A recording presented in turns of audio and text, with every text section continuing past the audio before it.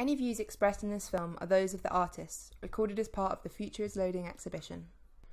Describe the work you are contributing to the show. Hi, my name is Panteha Abareshi, and I'm recording this Q&A for the Future is Loading show for the Shape Open. I'll be showing 3 pieces. The first one is entitled 4 Parts, and it's a video piece that I've made during the quarantine, using some performance for video footage that I took actually back in February before I had to return to my family home. And it's really about sort of me contemplating my own body's personal changes that come with getting prosthetics and medical implants, and sort of really thinking about like the body as inorganic, my body specifically, and the way to break away from the able-bodied standards of performance, appearance, behavior that sort of dictate what we consider human and what we consider sort of subhuman. And without even realizing it, so much of our language around health, around the body, really ostracizes the sick, disabled experience. And so I've been very conscious of that, especially sort of struggling with living in a body that is becoming defunct. And so this piece is really sort of the transition from like body to machine, from organic to inorganic, where the body that I'm in can never truly adhere to either sides of those. It can never truly be human. It can never truly be inhuman. It can never truly be machine, but it can never truly be sort of like organic.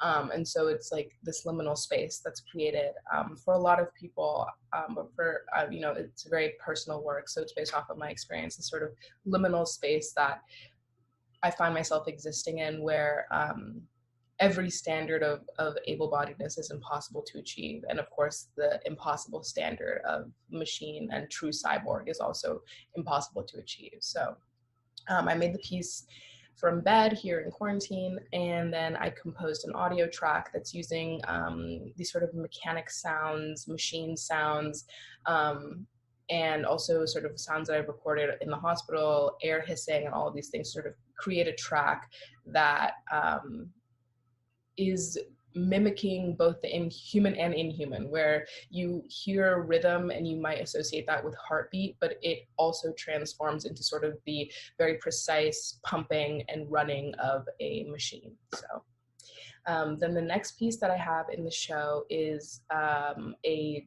2-dimensional piece that's a part of a series of work also made here during quarantine. And this series specifically is sort of thinking about just sort of like visual representation, gestural representation, and what I could do from bed, being completely bedbound, just making a sort of a series of work that is documenting what I'm feeling, what I'm thinking. And so there are very simple diagrams and texts that I've made, and on these sort of very bright, colorful backgrounds.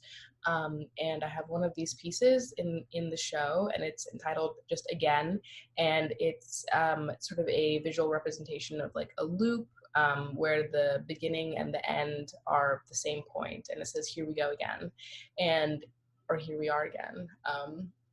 And I think that I think a lot about sort of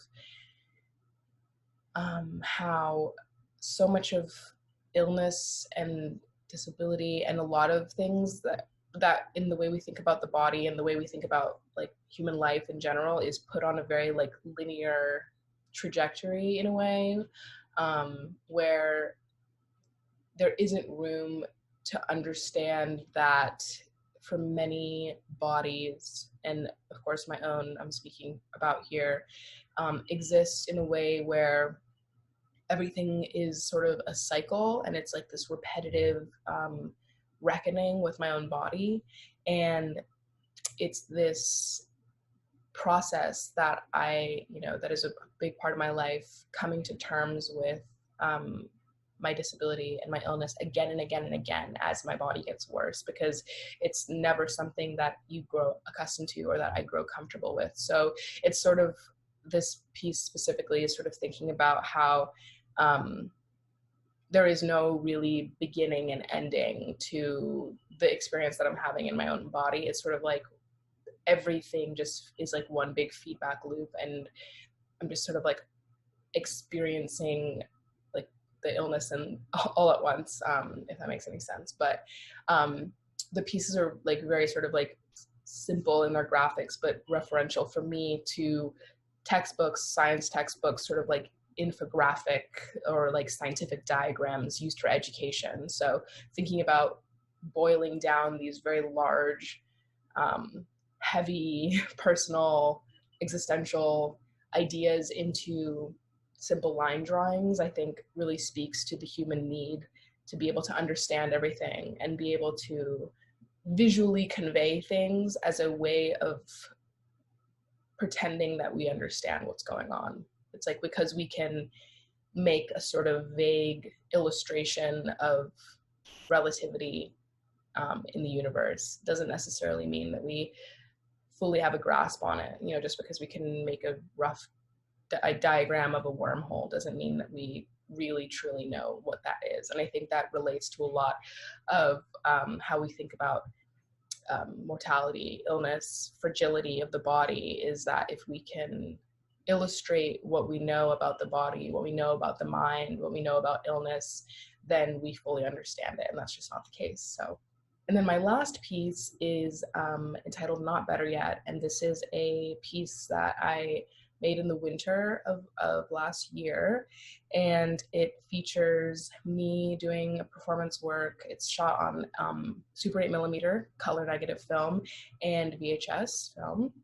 For parts, the performance is only shot on VHS.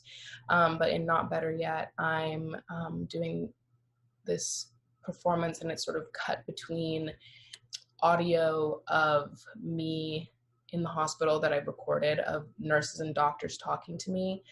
I did that at the time as a way of documenting disrespect, disregard, and lack of understanding for what I was going through, because I was feeling very unsafe in the hospital, emotionally and physically, in the way that I was in an extreme amount of pain and no one was sort of taking care of me in the way that they were supposed to be, and sort of invalidating the pain that I was in. So there's all this audio that I've recorded in the hospital, interspersed between this performance of me contorting my body in painful, performative ways. And the process of performance for me is so cathartic and so important, because it's really where I feel the most control over my body. So that moment where I'm in control, even though it's pushing me beyond my limits, even though it was so excruciating, like that performance directly contrasts with these really vulnerable moments that I've caught on audio, where I feel so helpless, so powerless, completely out of control of my body, really reckoning with the fact that my body is in the hands of people who don't care about it and don't really understand truly what's going on. So it's that contrast. And the piece itself is just like overall, the whole piece is really me thinking about when I was coming to terms with the concept of not ever getting better, and thinking about this language that we use around health, where you are expected to just be working towards getting better, and it's like you get better until you're healed. And for my case, after one specific hospitalization, I really had this moment where I was talking about how long I would need care, how long I would be, immobilized, like all of these things. And it's like so much of the way we regard disability and illness in the process of healing is like you just sit and wait until you get better and you're better enough to continue. And I had this moment where I was like, if I did that, I would never be able to resume any semblance of my life. Like no one is teaching me how to live with my illness every day. Everyone is expecting that you just wait. And it's like when you have a chronic genetic slew of illnesses, you're going to be waiting indefinitely. And so coming to terms with that is always really difficult for me. And it's something that never stops happening. It's something that's really difficult for me to face every time I have to face a worsening part of my condition, every new surgery that I have, all of this. So that piece is in response to that, into the notion of embracing being sick for the rest of your life. You can view the Future is Loading exhibition on our Instagram and our website at www.shapearts.org.uk.